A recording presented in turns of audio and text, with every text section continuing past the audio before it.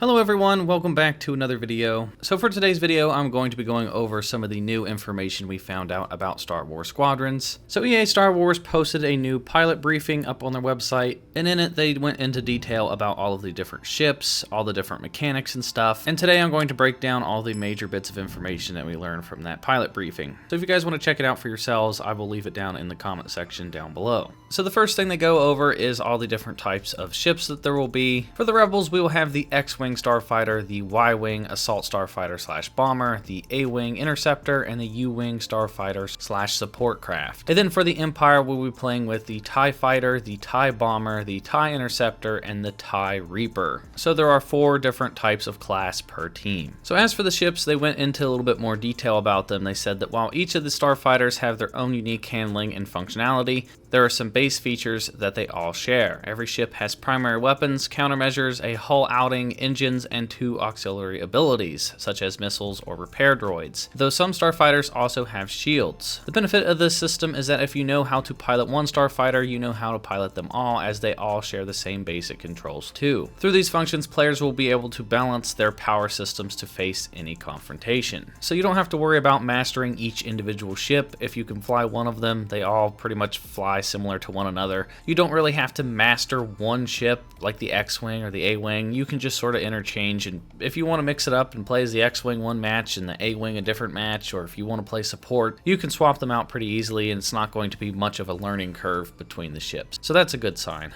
And then they went on to talk about power management. One of the core features in Squadrons is the power management system that allows you to divert power to particular subsystems, engines, lasers, or shields. For the most part, having balanced power will get the job done, but there will likely be times where you want to prioritize one system in particular. Raising the power diverted to one system will increase its efficiency, while lowering it will do the opposite. Having one of the 3 systems at max power, though, will give your ship an otherwise unique ability that it can't regularly perform. Players will have the option to choose between a basic, simplified power management system and a more advanced one that allows them to more precisely control how much power goes into each subsystem.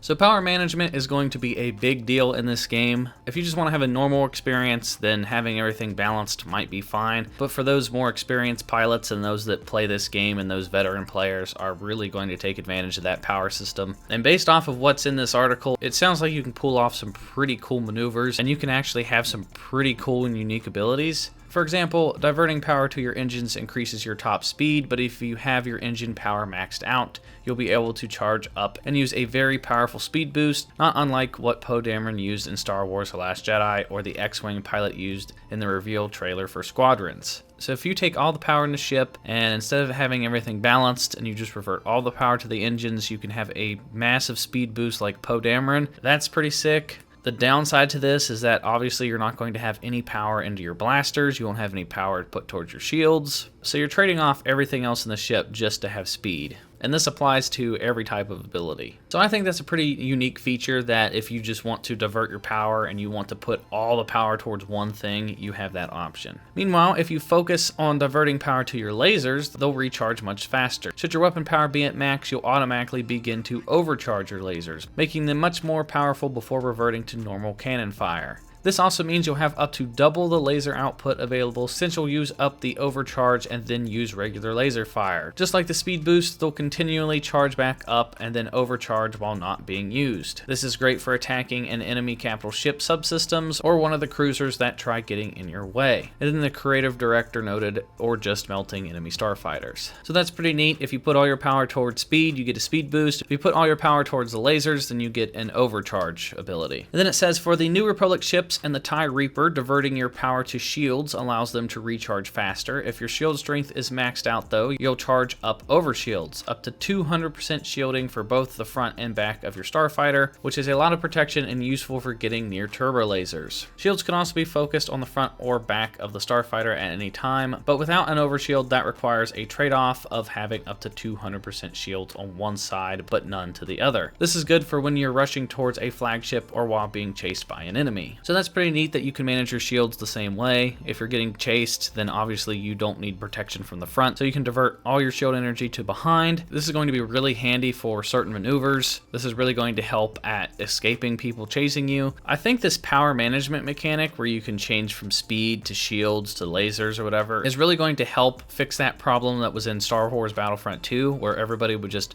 fly in circles and they would just chase each other endlessly. If you're chasing someone, they can easily just stop on a dime, hit the boosters, put all their focus on the engines, and then fly away really fast.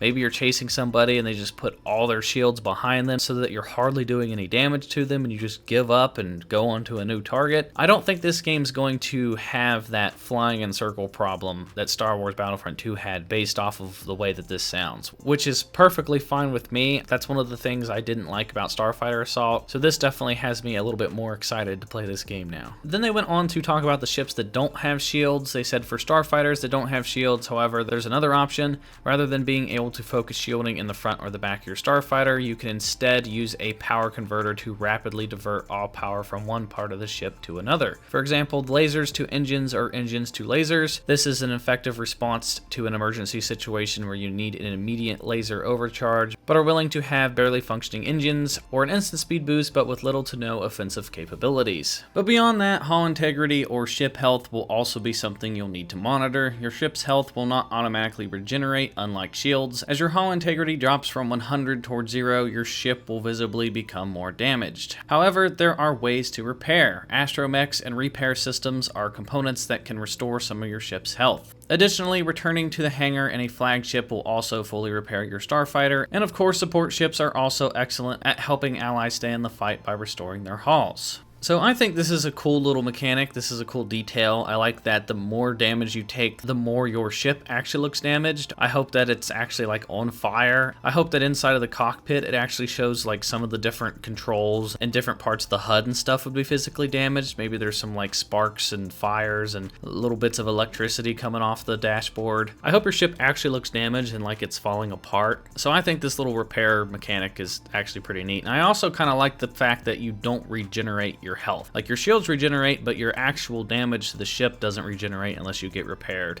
This will actually force players to stick to the teammates that are playing the support role. I think this will stop people from just blindly going in and fighting without the rest of their teammates. And then they went on to say that you'll also want to know how to resupply, as some components have limited ammo. Support starfighters can certainly help here and will be the best way to resupply on the go, but you can also fly under an allied cruiser or into the capital ship's hangar to restock your munitions too. Regular lasers / weapons don't require ammo and simply recharge over time, but countermeasures, torpedoes, mines, and other components have limited ammo. There are also some components like astromechs that recharge over time. Now that part's an interesting concept. I wonder just how you can fly into the capital ships. I wonder if it's just a little cutscene. I wonder if you actually have to manually fly into the hangar and land yourself. Do you actually have to fly into the hangar and sit and wait to recharge your stuff, or do you just fly in the hangar and then instantly recharge and then fly back out? Because if you're spending a lot of time resupplying your ammo, I mean, that's time that you're not into the fight. So I'm pretty interested to see how that part actually works. But then I think that's neat that you get to fly into the hangar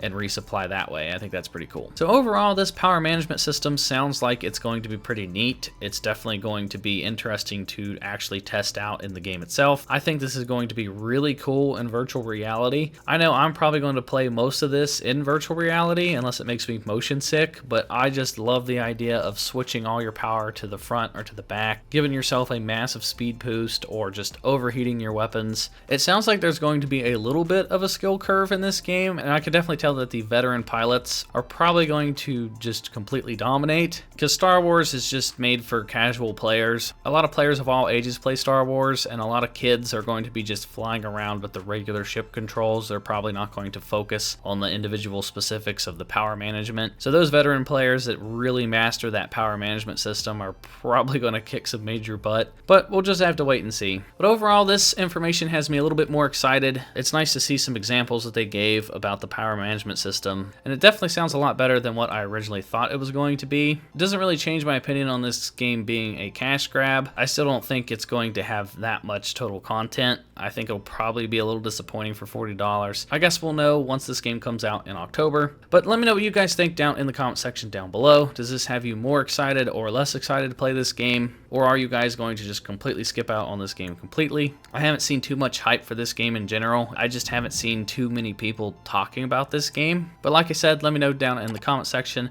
Give this video a thumbs up if you enjoyed it. Hit that subscribe button if you are new here and hit that bell for all notifications. Follow me on Twitch at SwanyPlaysGames Live and be sure to join the channel's Discord. And that is going to do it for me, everyone, and I will talk to you all in the next video.